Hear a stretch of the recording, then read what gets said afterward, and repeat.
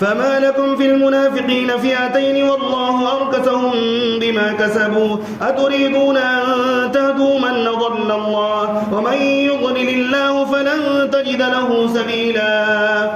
ودوا لو تكفرون كما كفروا فتكونون سواء فلا تتخذوا منهم أولياء حتى يهاجروا في سبيل الله فإن تولوا فخذوهم واقتلوهم حيث وجدتموهم ولا تتخذوا منهم وليا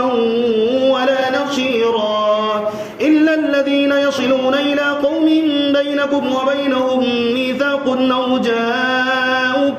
أو جاءوكم حسرت صدورهم أن يقاتلوكم أو يقاتلوا قومهم ولو شاء الله لسلطهم عليكم فلقاتلوكم فإن اعتزلوكم فلم يقاتلوكم وألقوا إليكم السلام فما جعل الله لكم عليهم سبيلا ستجدون آخرين يريدون أن يأمنوكم ويأمنوا قومهم كلما ردوا إلى الفتنة أركسوا فيها فإن لم يعتزلوكم ويلقوا إليكم السلام ويكفوا أيديهم فخذوهم واقتلوهم حيث ثقفتموهم وأولئكم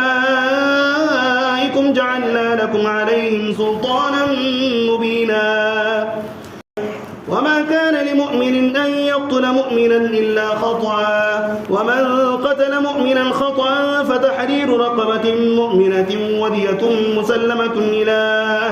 أهله إلا أن يصدقوا فإن كان من قوم عدو لكم وهو مؤمن فتحرير رقبة مؤمنة وإن كان من قوم بينكم وبينهم ميثاق فدية مسلمة إلى أهله وتحرير رقبة مؤمنة فمن لم يجد فصيام شهرين متتابعين توبة من الله وكان الله عليما حكيما ومن يقتل مؤمنا متعمدا فجزاؤه جهنم خالدا فيها وغضب الله عليه ولعنه وأعد له عذابا عظيما يا أيها الذين آمنوا إذا ضربتم في سبيل الله فتبينوا ولا تقولوا لمن ألقى إليكم السلام لست مؤمنا تبتغون عرض الحياة الدنيا فعند الله مغانم كثيرة كذلك كنتم من قبل فمن الله عليكم فتبينوا إن الله كان بما تعملون خبيرا لا يستوي القاعدون من المؤمنين غير أولي الضرر والمجاهدون في سبيل الله بأموالهم وأنفسهم فضل الله المجاهدين بأموالهم وأنفسهم على القاعدين درجة وكلا وعد الله الحسنى وفضل الله المجاهدين على القاعدين أجرا عظيما درجات منه ومغفرة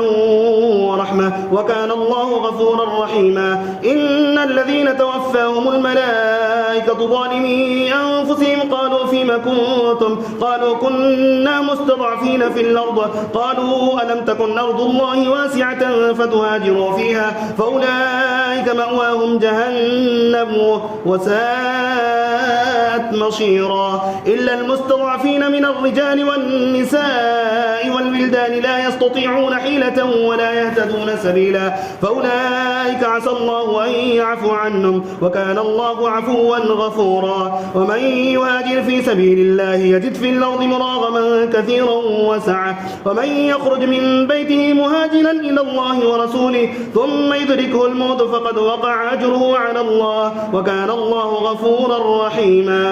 وإذا ضربتم في الأرض فليس عليكم جناح أن تقصروا من الصلاة إن خفتم أن يفتنكم الذين كفروا إن الكافرين كانوا لكم عدوا مبينا فإذا كنت فيهم فأقمت لهم الصلاة فلتقم طائفة منهم معك وليأخذوا أسلحتهم فإذا سجدوا فليكونوا من ورائكم ولتأت طائفة أخرى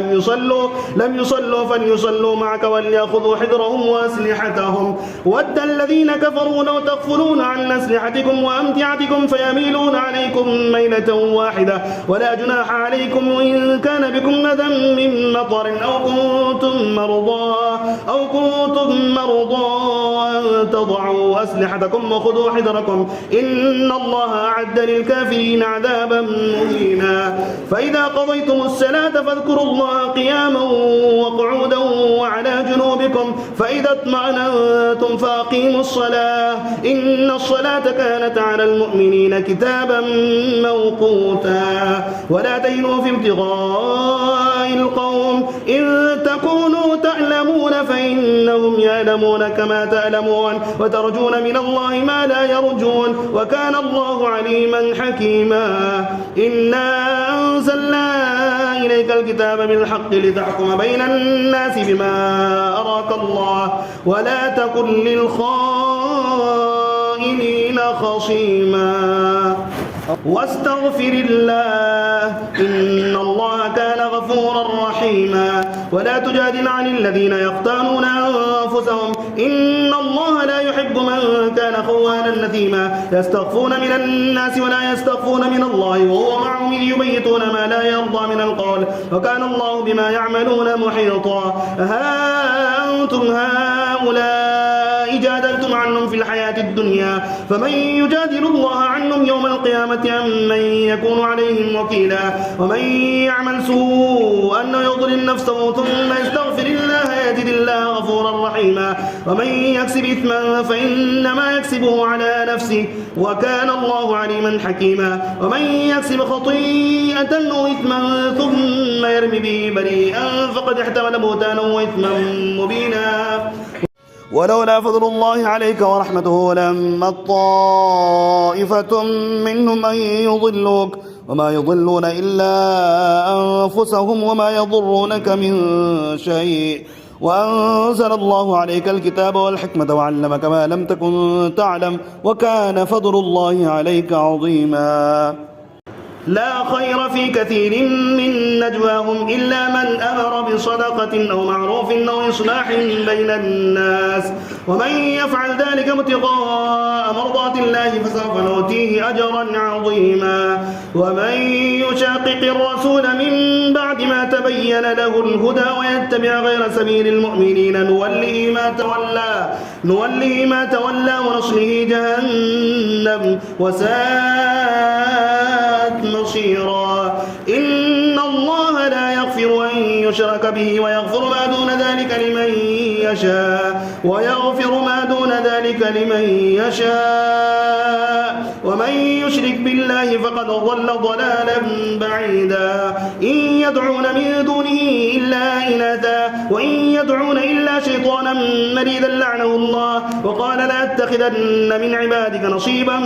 مفروضا ولأضلنهم ولأمنينهم ولآمرنهم فليبتكن آذان الأنعام ولآمرنهم فليغيرن خلق الله ومن يتخذ الشيطان وليا من دون الله فقد خسر خسرانا مبينا يعدهم ويمنيهم وما يعدهم الشيطان إلا غرورا أولئك مأواهم جهنم ولا يجدون عنها محيصا والذين آمنوا وعملوا الصالحات سندخلهم جنات تجري من تحتها الأنهار خالدين فيها أبدا وعد الله حقا ومن أصدق من الله قيلا ليس بأمانيكم ولا أماني أهل الكتاب من يعمل سوءا يجد به ولا يجد له من دون الله وليا ولا نصيرا ومن يعمل من الصالحات من ذكر أو أنثى وهو مؤمن فأولئك يدخلون الجنة ولا يظلمون نقيرا ومن أحسن دينا ممن أسلم وجهه لله وهو محسن واتبع ملة إبراهيم حنيفا واتخذ الله إبراهيم خليلا ولله ما في السماوات وما في الأرض وكان الله بكل شيء محيطا ولله ما في السماوات وما في الأرض وكان الله بكل شيء محيطا ويستفتونك في النساء قل الله يفتيكم فيهن وما يتلى عليكم في الكتاب في يتامى النساء اللاتي لا تؤتونهن ما كتب لهن وترغبون أن تنكحوهن والمستضعفين من الولدان وأن تقوموا لليتامى بالقسط وما تفعلوا من خير فإن الله كان به عليما. وإن امرأة خافت من بعلها نشوزا أو إعراضا فلا جناح عليهما أن يصلحا بينهما صلحا والصلح خير وأحضرت الأنفس الشح وإن تحسنوا وتتقوا فإن الله كان بما تعملون خبيرا. ولن تستطيعوا أن تعدلوا بين النساء ولو حرصتم فلا تميلوا كل الميل فتذروها كالمعلقة وإن تصلحوا وتتقوا فإن الله كان غفورا رحيما. وإن يتفرقا يغني الله كلا من سعته وكان الله واسعا حكيما. ولله ما في السماوات وما في الأرض ولقد وصينا الذين أوتوا الكتاب من قبلكم وإياكم أن اتقوا الله وإن تكفروا فإن لله ما في السماوات وما في الأرض وكان الله غنيا حميدا. ولله ما في السماوات وما في الأرض وكفى بالله وكيلا. إن يشاء يذهبكم أيها الناس ويأتي بآخرين وكان الله على ذلك قديرا. من كان يريد ثواب الدنيا فعند الله ثواب الدنيا والآخرة وكان الله سميعا بصيرا. يا أيها الذين آمنوا كونوا قوامين بالقسط شهداء لله ولو على أنفسكم أو الوالدين والأقربين إن يكن غنيا أو فقيرا فالله أولى بهما فلا تتبعوا الهوى تعدلوا وإن تلووا أو تعرضوا فإن الله كان بما تعملون خبيرا. يا أيها الذين آمنوا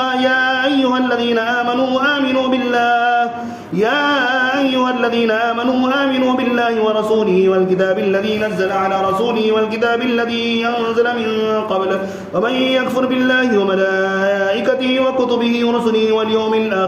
واليوم الآخر فقد ضل ضلالا بعيدا. إن الذين آمنوا ثم كفروا ثم آمنوا ثم كفروا ثم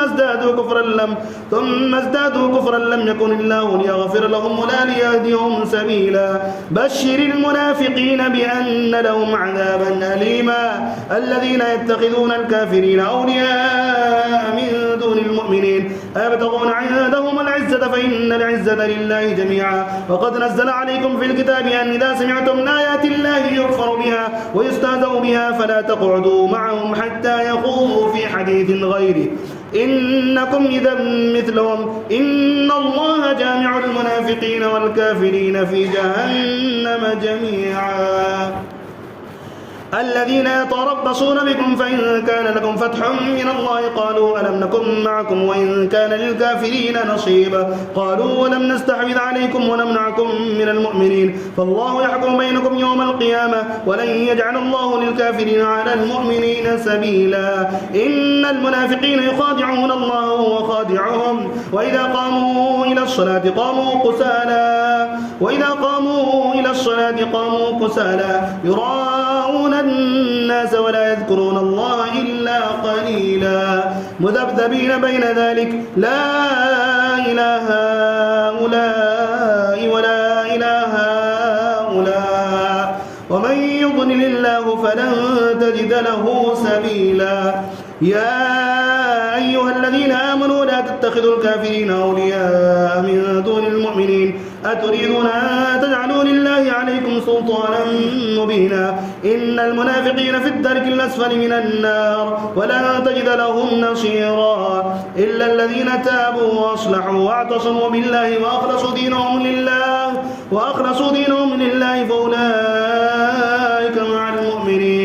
فأولئك مع المؤمنين وسوف يؤتي الله المؤمنين أجرا عظيما. ما يفعل الله بعذابكم إن شكرتم وآمنتم وكان الله شاكرا عليما.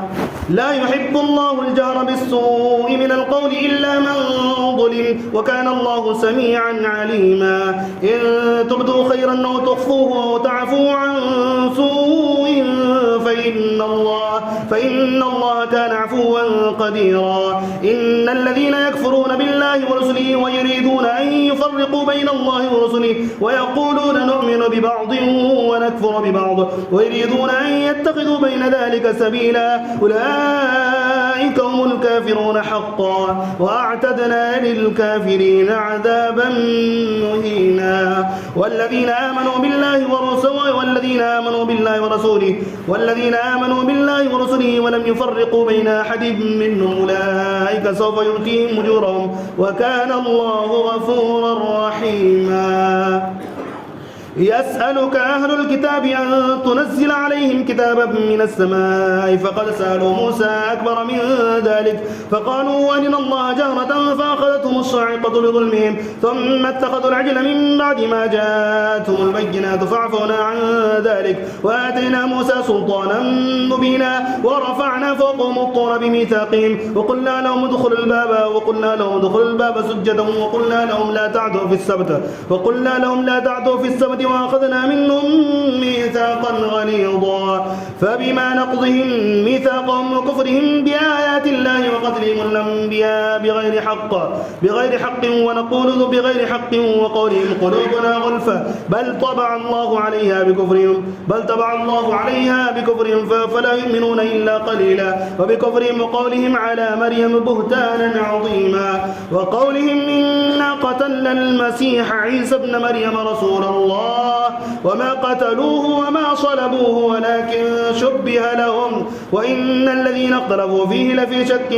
منه ما لهم به من علم إلا اتباع الظن وما قتلوه يقينا بل رفعه الله إليه وكان الله عزيزا حكيما. وإن من أهل الكتاب إلا ليؤمنن به قبل موته ويوم القيامة يكون عليهم شهيدا فبظلم من الذين هادوا حرمنا عليهم طيبات محلت لهم وبصدهم عن سبيل الله كثيرا وأخذهم الربا وقد نهوا عنه وأكلهم أموال الناس بالباطل وأعتدنا للكافرين منهم عذابا أليما. لكن الراسخون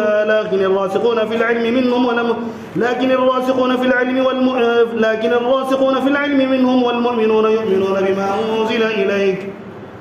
وإن من أهل الكتاب إلا ليؤمنن به قبل موته ويوم القيامة يكون عليهم شهيدا فبظلم من الذين هادوا حرمنا عليهم طيبات أحلت لهم وبصدهم عن سبيل الله كثيرا وأخذهم الربا وقد نهوا عنه وأكلهم أموال الناس بالباطل وأعتدنا للكافرين منهم عذابا أليما. لكن الراسخون في العلم منهم والمؤمنون يؤمنون بما أنزل إليك وما أنزل من قبلك والمقيمين الصلاة والمؤتون الزكاة والمؤمنون بالله واليوم الآخر أولئك سنؤتيهم أجرا عظيما. إنا أوحينا إليك كما أوحينا إلى نوح والنبيين من بعده وأوحينا إلى إبراهيم وإسماعيل وإسحاق ويعقوب والأسباط وعيسى وأيوب ويونس وهارون وسليمان وآتينا داود زبورا ورسلا قد قصصناهم عليك من قبل ورسلا لم نقصصهم عليك وكلم الله موسى تكليما رسلا مبشرين ومنذرين لئلا يكون للناس على الله حجة بعد الرسل وكان الله عزيزا حكيما. لكن الله يشهد بما أنزل إليك أنزله بعلمه والملائكة يشهدون وكفى بالله شهيدا. إن الذين كفروا وصدوا عن سبيل الله قد ضلوا ضلالا بعيدا. إن الذين كفروا وظلموا لم يكن الله ليغفر لهم ولا ليهديهم طريقا إلا طريق جهنم خالدين فيها أبدا وكان ذلك على الله يسيرا. يا أيها الناس قد جاءكم الرسول بالحق من ربكم فآمنوا خيرا لكم وإن تكفروا فإن لله ما في السماوات والأرض وكان الله عليما حكيما. يا أهل الكتاب لا تغلوا في دينكم ولا تقولوا على الله إلا الحق إنما المسيح عيسى ابن مريم رسول الله وكلمته ألقاها إلى مريم وروح منه فآمنوا بالله ورسله ولا تقولوا ثلاثة انتهوا خيرا لكم إنما الله إله واحد سبحانه أن يكون له ولد له ما في السماوات وما في الأرض وكفى بالله وكيلا. لن يستنكف المسيح أن يكون عبدا لله ولا الملائكة المقربون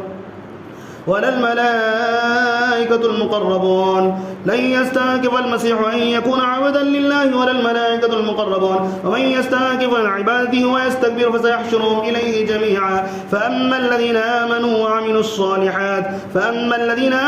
الصالحات فيوفيهم أجورهم ويزيدهم من فضله وأما الذين استنكفوا واستكبروا فيعذبهم عذابا أليما ولا يجدون لهم من دون الله وليا ولا نصيرا. يا أيها الناس قد جاءكم برهان من ربكم وأنزلنا إليكم نورا مبينا فأما الذين آمنوا بالله واعتصموا به فسيدخلهم في رحمة من وفضل ويهديهم إليه صراطا مستقيما. يستفتونك قل الله يفتيكم في الكلالة إن امرؤ هلك ليس له ولد وله أخت فلها نصف ما ترك وهو يرثها إن لم يكن لها ولد فإن كانت اثنتين فلهما الثلثان مما ترك وإن كانوا إخوة رجالا ونساء فللذكر مثل حظ الأنثيين يبين الله لكم أن تضلوا والله بكل شيء عليم. يا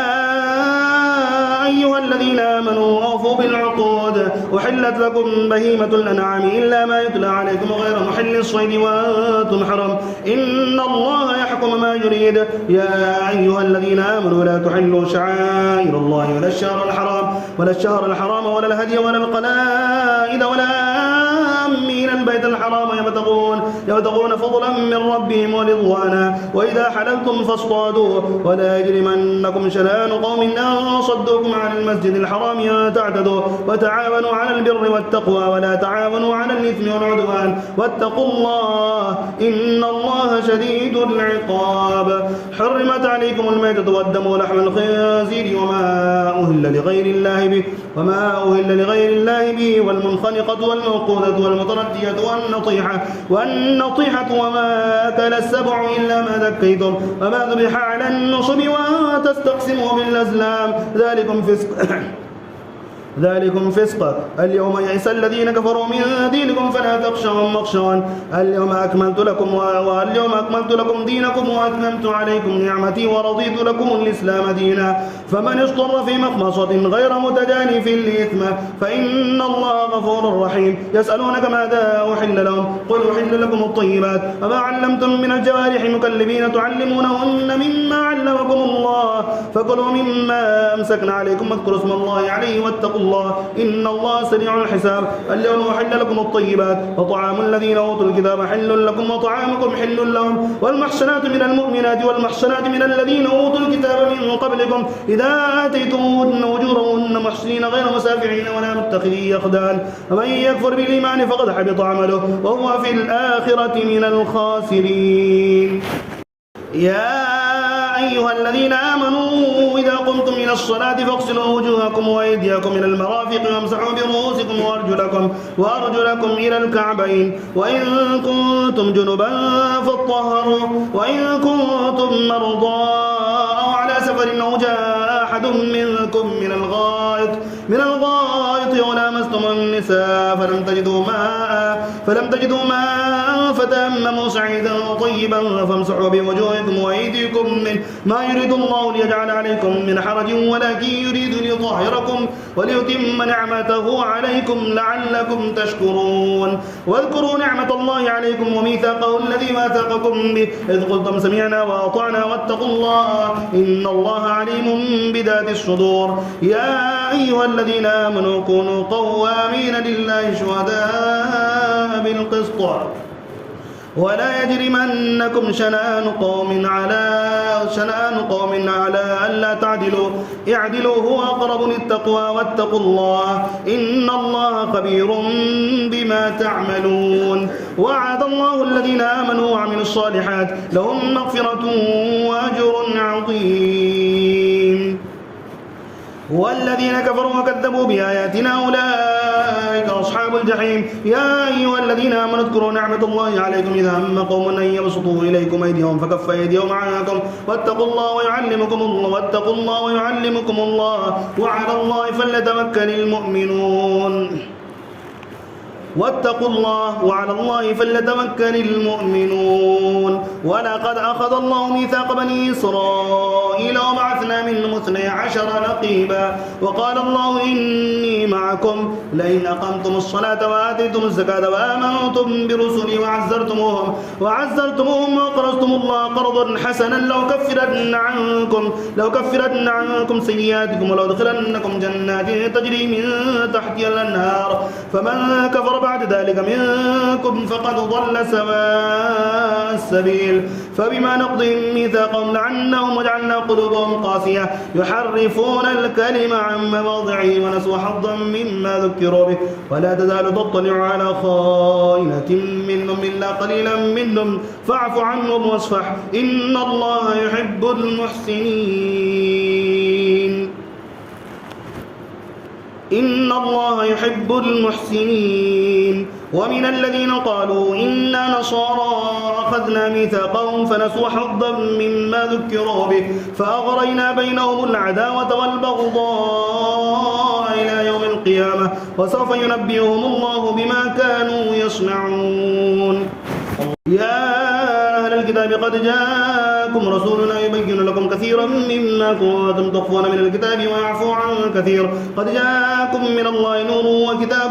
مبين يهدي به الله من اتبع رضوانه سبل السلام ويخرجهم من الظلمات إلى النور بإذنه ويهديهم إلى صراط مستقيم. لقد كفر الذين قالوا إن الله هو المسيح ابن مريم قل فمن يملك من الله شيئا إن أراد أن يهلك المسيح ابن مريم وأمه ومن في الأرض جميعا ولله ملك السماوات والأرض وما بينهما يخلق ما يشاء والله على كل شيء قدير. وقالت اليهود يد الله مغلولة غلت أيديهم ولعنوا بما قالوا بل يداه مبسوطتان ينفق كيف يشاء. وقالت اليهود والنصارى نحن أبناء الله وأحباؤه قل فلم يعذبكم بذنوبكم بل أنتم بشر ممن خلق يغفر لمن يشاء ويعذب من يشاء ولله ملك السماوات والأرض وما بينهما وإليه المصير. يا أهل الكتاب قد جاءكم رسولنا يبين لكم على فترة من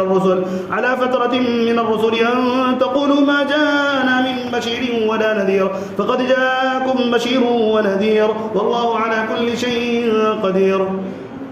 وإذ قال موسى لقومه يا قوم اذكروا نعمة الله عليكم إذ جعل فيكم أنبياء وجعلكم ملوكا وآتاكم ما لم يؤت أحدا من العالمين. يا قوم ادخلوا الأرض المقدسة التي كتب الله لكم ولا ترتدوا على أدباركم فتنقلبوا خاسرين. قالوا يا موسى إن فيها قوما جبارين وإنا لن ندخلها حتى يخرجوا منها فإن يخرجوا منا فإنا داخلون. قال رجلان من الذين يخافون أنعم الله عليهم ادخلوا عليهم الباب فإذا دخلتموه فإنكم غالبون وعلى الله فتوكلوا إن كنتم مؤمنين.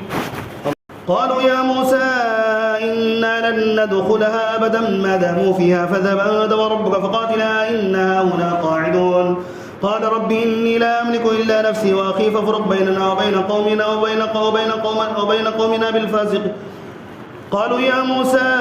إنا لن ندخلها أبدا ما داموا فيها فاذهب أنت وربك فقاتلا إنا هنا قاعدون. قال رب إني لا أملك إلا نفسي وأخي فافرق بيننا وبين القوم الفاسقين. قال فإنها محرمة عليهم 40 سنة يتيهون في الأرض فلا تأس على القوم الفاسقين. واتل عليهم نبأ ابني آدم بالحق إذ قربا قربانا فتقبل من أحدهما ولم يتقبل من الآخر قال لأقتلنك قال إنما يتقبل الله من المتقين. لئن بسطت إلي يدك لتقتلني ما أنا بباسط يدي إليك ليقتلك إني أخاف الله رب العالمين. إني أريد أن تبوء بإثمي وإثمك فتكون من أصحاب النار وذلك جزاء الظالمين. فطوعت له نفسه قتل أخيه فقتله فأصبح من الخاسرين. فبعث الله غرابا يبحث في الأرض ليريه كيف يواري سوءة أخيه قال يا ويلتى عجزت أن نكون مثل هذا الغراب فأواري سوءة أخي فأصبح من النادمين. من أجل ذلك كتبنا على بني إسرائيل أنه من قتل قتل نفسا بغير نفس أو فساد في الأرض فكأنما قتل الناس جميعا ومن أحياها فكأنما أحيا الناس جميعا ولقد جاءتهم رسلنا بالبينات ثم إن كثيرا منهم بعد ذلك في الأرض المسرفون إنما جزاء الذين يحاربون الله ورسوله ويسعون في الأرض فسادا أن يقتلوا ويصلبوا وتقطع أيديهم وأرجلهم من خلاف أو ينفوا من الأرض ذلك لهم خزي في الدنيا ولهم في الآخرة عذاب عظيم إلا الذين تابوا من قبل أن تقدروا عليهم فاعلموا أن الله غفور رحيم يا أيها الذين آمنوا اتقوا الله وابتغوا إليه الوسيلة وجاهدوا في سبيله لعلكم تفلحون إن الذين كفروا لو أن لهم ما في الأرض جميعا ومثله معه ليفتدوا به من عذاب يوم القيامة ما تقبل منهم ولهم عذاب أليم يريدون أن يخرجوا من النار وما هم بخارجين منها ولهم عذاب مقيم والسارق والسارقة فاقطعوا أيديهما جزاء بما كسبا نكالا من الله والله عزيز حكيم فمن تاب من بعد ظلمه وأصلح فإن الله يتوب عليه إن الله غفور رحيم ألم تعلم أن الله له ملك السماوات والأرض يعذب من يشاء ويغفر لمن يشاء والله على كل شيء قدير يا أيها الرسول لا يحزنك الذين يسارعون في الكفر من الذين قالوا آمنا بأفواههم ولم تؤمن قلوبهم ومن الذين هادوا سماعون للكذب سماعون لقوم آخرين لم يأتوك يحرفون الكلم من بعد مواضعه يقولون إن أوتيتم هذا فخذوه وإن لم تؤتوه فاحذروه قل ومن يرد الله فتنته فلا تملك له من الله شيئا أولئك الذين لم يرد الله أن يطهر قلوبهم لهم في الدنيا خزي ولهم في الآخرة عذاب عظيم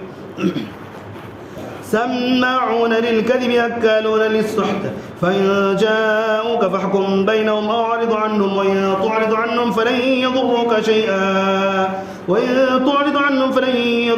شيئا وإن حكمت فاحكم بينهم بالقسط إن الله يحب المقسطين وكيف يحكمونك وعندهم التوراة فيها حكم الله ثم يتولون من بعد ذلك وما أولئك بالمؤمنين إنا أنزلنا التوراة فيها هدى ونور يحكم بها النبيون الذين أسلموا للذين هادوا والربانيون والأحبار بما استحفظوا من كتاب الله وكانوا عليه شهداء فلا تخشوا الناس واخشوني ولا تشتروا بآياتي ثمنا قليلا ومن لم يحكم بينهم بما أنزل الله فأولئك هم الكافرون وكتبنا عليهم فيها أن النفس بالنفس والعين بالعين والأنف بالأنف والأذن بالأذن والسن بالسن والجروح قصاص فمن تصدق به فهو كفارة له ومن لم يحكم بما أنزل الله فأولئك هم الظالمون وقفينا على آثارهم بعيسى ابن مريم مصدقا لما بين يديه من التوراة وآتيناه الإنجيل فيه هدى ونور ومصدقا لما بين يديه من التوراة وهدى وموعظة للمتقين وليحكم أهل الإنجيل بما أنزل الله فيه ومن لم يحكم بما أنزل الله فأولئك هم الفاسقون وأنزلنا إليك الكتاب بالحق مصدقا لما بين يديه من الكتاب ومهيمنا عليه فاحكم بينهم بما أنزل الله ولا تتبع أهواءهم عما جاءك من الحق لكل جعلنا منكم شرعة ومنهاجا ولو شاء الله لجعلكم أمة واحدة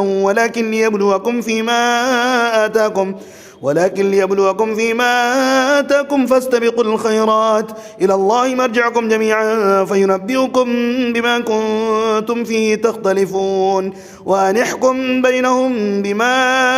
أنزل الله ولا تتبع أهواءهم واحذرهم أن يفتنوك عن بعض ما أنزل الله إليك فإن تولوا فاعلم أنما يريد الله أن يصيبهم ببعض ذنوبهم وإن كثيرا من الناس لفاسقون أفحكم الجاهلية يبغون ومن أحسن من الله حكما لقوم يوقنون.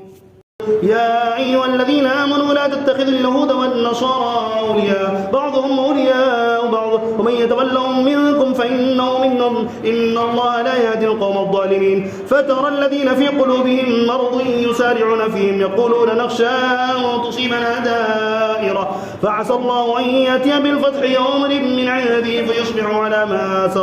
على ما سروا في أنفسهم نادمين. ويقول الذين آمنوا وهؤلاء الذين أقسموا بالله جهد أيمانهم إنهم لمعكم حبطت أعمالهم فأصبحوا خاسرين. يا أيها الذين آمنوا من يرتد منكم عن دينه فسوف يأتي الله بقوم يحبهم ويحبونه أذلة على المؤمنين أعزة على الكافرين يجاهدون في سبيل الله ولا يخافون لومة لائم ذلك فضل الله يؤتيه من يشاء والله واسع عليم. إنما وليكم الله ورسوله والذين آمنوا الذين يقيمون الصلاة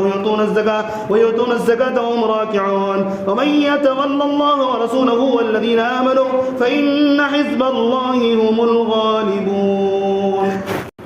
يا أيها الذين آمنوا لا تتخذوا الذين اتخذوا دينكم هزوا ولعبا من الذين أوتوا الكتاب من قبلكم والكفار أولياء واتقوا الله إن كنتم مؤمنين. وإذا ناديتم إلى الصلاة اتخذوها هزوا ولعبا ذلك بأنهم قوم لا يعقلون. قل يا أهل الكتاب هل تنقمون منا إلا أن آمنا بالله وما أنزل إلينا وما أنزل من قبل وأن أكثركم فاسقون. قل هل أنبئكم بشر من ذلك مثوبة عند الله من لعنه الله وغضب عليه وجعل منهم القردة والخنازير وعبد الطاغوت أولئك شر مكانا وأضل عن سواء السبيل. وإذا جاءوكم قالوا آمنا وقد دخلوا بالكفر وهم قد خرجوا به والله أعلم بما كانوا يكتمون. وترى كثيرا منهم يسارعون في الإثم والعدوان وأكلهم السحت لبئس ما كانوا يعملون. لولا ينهاهم الربانيون والأحبار عن قولهم الإثم وأكلهم السحت لبئس ما كانوا يصنعون. وقالت اليهود يد الله مغلولة غلت أيديهم ولعنوا بما قالوا بل يداه مبسوطتان ينفق كيف يشاء وليزيدن كثيرا منهم ما أنزل إليك من ربك طغيانا وكفرا وألقينا بينهم العداوة والبغضاء إلى يوم القيامة كلما أوقدوا نارا للحرب أطفأها الله ويسعون في الأرض فسادا والله لا يحب المفسدين. ولو أن أهل الكتاب آمنوا واتقوا لكفرنا عنهم سيئاتهم ولأدخلناهم جنات النعيم. ولو أنهم أقاموا التوراة والإنجيل وما أنزل إليهم من ربهم لأكلوا من فوقهم ومن تحت أرجلهم منهم أمة مقتصدة وكثير منهم ساء ما يعملون. يا أيها الرسول بلغ ما أنزل إليك من ربك وإن لم تفعل فما بلغت رسالته والله يعصمك من الناس إن الله لا يهدي القوم الكافرين. قل يا أهل الكتاب لستم على شيء حتى تقيموا التوراة والإنجيل وما أنزل إليكم من ربكم لا يزيدن كثيرا منهم ما أنزل إليك ولا يزيدن كثيرا منهم ما أنزل إليك من ربك طغيانا وكفرا فلا تأس على القوم الكافرين. إن الذين آمنوا والذين هادوا والصابئون والنصارى من آمن بالله واليوم الآخر وعمل صالحا فلا خوف عليهم ولا هم يحزنون. لقد أخذنا ميثاق بني إسرائيل وأرسلنا إليهم رسلا كلما جاءهم رسول بما لا تهوى أنفسهم فريقا كذبوا وفريقا يقتلون وحسبوا ألا تكون فتنة فعموا وصموا ثم تاب الله عليهم ثم عموا وصموا كثير منهم والله بصير بما يعملون. لقد كفر الذين قالوا إن الله هو المسيح ابن مريم وقال المسيح يا بني إسرائيل اعبدوا الله ربي وربكم إنه من يشرك بالله فقد حرم الله عليه الجنة ومأواه النار وما للظالمين متخذين من أنصار لقد كفر الذين قالوا إن الله ثالث ثلاثة وما من إله إلا إله واحد وإن لم ينتهوا عما يقولون ليمسن الذين كفروا منهم عذاب أليم أفلا يتوبون إلى الله ويستغفرونه والله غفور رحيم ما المسيح ابن مريم إلا رسول قد خلت من قبله الرسل وأمه صديقة كانا يأكلان الطعام انظر كيف نبين لهم الآيات ثم انظر أنا يؤفكون قل أتعبدون من دون الله ما لا يملك لكم ضرا ولا نفعا والله هو السميع العليم قل يا أهل الكتاب لا تغلوا في دينكم غير الحق ولا تتبعوا أهواء قوم قد ضلوا من قبل وأضلوا كثيرا وضلوا عن سواء السبيل لعن الذين كفروا من بني إسرائيل على لسان داود وعيسى بن مريم ذلك بما عصوا وكانوا يعتدون ترى كثيرا منهم يتولون الذين كفروا لبئس ما كانوا يفعلون ترى كثيرا منهم يتولون الذين كفروا لبئس ما كانوا يفعلون لبئس ما كانوا لا يتناهون عن منكر فعلوه لبئس ما كانوا يفعلون ترى كثيرا منهم يتولون الذين كفروا لبئس ما قدمت لهم أنفسهم أن سخط الله عليهم وفي العذاب هم خالدون ولو كانوا يؤمنون بالله والنبي وما أنزل إليهم اتخذوهم أولياء ولكن كثيرا منهم فاسقون لا تجدن أشد الناس عداوة للذين آمنوا اليهود والذين أشركوا ولا تجدن أقربهم مودة للذين آمنوا الذين قالوا إنا نصارى ذلك بأن منهم قسيسين ورهبانا وأنهم لا يستكبرون